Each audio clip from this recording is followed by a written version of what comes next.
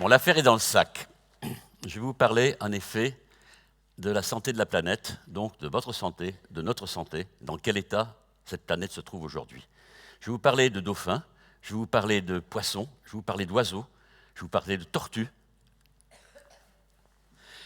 Je vais parler de tout ça, et je vais commencer par vous parler de celui-là. C'est un sac poubelle, celui que vous utilisez tous les jours. Ce sac poubelle, c'est le bon ami. Celui-ci, il est recyclé, recyclable, il est incinérable en dégageant de l'énergie. Et alors, il a un petit frère. Lui, il est très, très méchant. Le voilà, le petit frère qui est très méchant. Alors, celui-ci, il faut l'interdire. Celui-ci, il n'est pas recyclé, il n'est pas recyclable. Il vient d'Asie, par-dessus le marché. Et celui-ci, il vole dans l'air. Il va dans les rivières, il va dans les océans. Et vous savez que nous avons dans le Pacifique celui-ci et quelques autres types de produits plastiques qui font un continent qui est 6 fois la taille de la France. Celui-ci, il rentre dans les estomacs des oiseaux. Le ministère de l'Environnement, il y a 48 heures, a dit que 94% des oiseaux avaient du plastique dans leur estomac. Que les tortues et les poissons, à 84%, avaient eux aussi, si les tortues n'étaient pas étouffées, pensant que c'était des méduses d'ailleurs. Donc, on est dans une situation dans laquelle ceci peut changer et doit changer. Et je vous dirai comment on peut changer ça à la fin de mon interview. Donc, moi, je suis très ému d'être ici. Je suis très ému d'être ici parce qu'il y a presque 50 ans, j'étais sur ces planches en disant il est interdit d'interdire. Et pendant 30 ans, on a fait n'importe quoi. C'est-à-dire qu'on y a été. Et 8 ans après, en 1976, je crée une start-up avec 4 personnes et un tout petit capital. Et là, on a innové dans l'emballage ménager. L'emballage ménager, c'est quoi? C'est les sacs poubelles, dont je vous ai montré, j'en fais 1 milliard par an.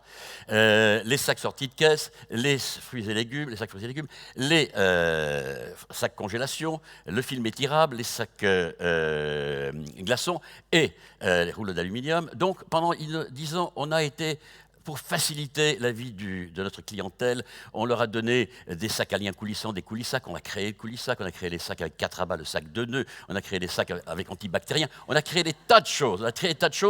Et puis, 30 ans après, tout d'un coup, j'ai eu mon chemin de Damas. Alors, comme j'ai vu que quasiment personne ne lit la Bible, le chemin de Damas, je vais vous l'expliquer, c'est quand même Saint Paul, qui, lui, persécuteur de chrétiens, sur le chemin de Damas, rencontre un jour quoi? Il rencontre quelque chose d'extraordinaire, il rencontre il rencontre Dieu. Eh bien, moi, j'ai eu cette illumination un jour, je rentre en salle de réunion, où se trouvaient mes collègues, et il y avait un Allemand, Dr Schmidt, qui était en train de faire un exposé en disant « Je viens vous vendre des matières premières bioplastiques. » Je lui dis « Ça ne m'intéresse absolument pas, c'est votre société que je veux racheter. » Il me dit « Are you serious ?» Je lui dis « Absolutely. » Et là, il me dit « Bon, je demande à mes actionnaires américains. » Et une semaine après, nous étions à Squaw Valley. Il était 7 heures du soir, c'est-à-dire à peu près 4 heures du matin pour moi. Nous passons la table à 9 heures, c'est-à-dire à 6 heures du matin. À minuit, c'est-à-dire à 9 heures du matin le lendemain sans dormir, j'avais racheté la société. Je rentre en France, et là, mes collaborateurs se demandent si je m'étais payé une danseuse, ou si j'étais carrément prêt à aller à Sainte-Anne avec une camisole de force.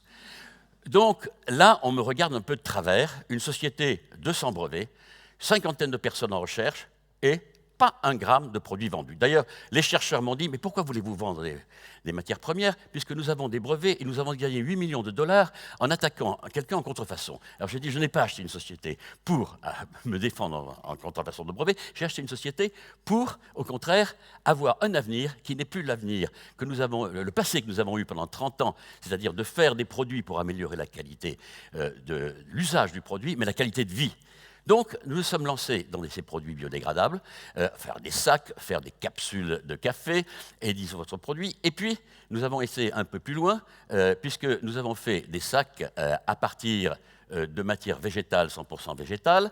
Vous savez qu'1 kilo de sac fossile, dans le cycle de vie, dégage 2 kg de CO2. Là, il en absorbe 1 kilo. Donc, pour l'effet de serre, c'est quand même quelque chose de pas mal. Ensuite, je me suis dit, j'ai quand même un problème sérieux. Quel est le problème des sacs? Le problème des sacs, cet océan dont je vous parlais tout à l'heure. Eh bien, je suis allé voir mes collaborateurs en recherche et je leur ai dit, écoutez, est-ce que l'on peut faire un sac qui tienne le coup quand même pendant 2-3 jours, même sous la pluie, et puis qui se dégrade dans l'eau, qui soit absorbable? Vous faites des capsules pharmaceutiques pour qu'ils soient absorbables par les poissons, les tortues, etc., et qu'ils ne soient pas dangereux pour eux. Ils me disent, c'est impossible. Alors c'est impossible. Alors je leur ai dit, et si je vous donnais un bonus de ce montant-là? Alors c'est possible. Il leur a fallu 5 ans. Et là, nous sortons, voilà la bête, qui s'appelle le Blue Plast. C'est un produit qui, dans l'eau, va se... tient à la pluie. Il tient à la pluie, il a toutes les propriétés mécaniques que peut avoir un sac, et puis il part en petits morceaux. Il nourrit même les tortues, il nourrit même les poissons, qui sont digérés, il est digéré par eux, et finalement, il se dégrade grâce aux microbactéries qu'on peut trouver dans la mer, dans les rivières. Donc ça, c'est quelque chose qui est un grand pas en avant, mais vous voyez le problème que nous avons pu avoir, c'est que si on ne met pas un challenge à quelque chose, on ne peut pas y arriver. Et j'ai dit à mes collaborateurs, nous avons eu 30 ans d'un type de vie qui était amélioré la qualité de nos produits, nous avons 30 ans d'environnement maintenant. Et ce que je veux dire, c'est que nous améliorons la qualité de la vie environnementale. C'est tout petit ce que nous faisons. Mais je crois que si tout le monde y contribue, je crois qu'on peut arriver à quelque chose d'important.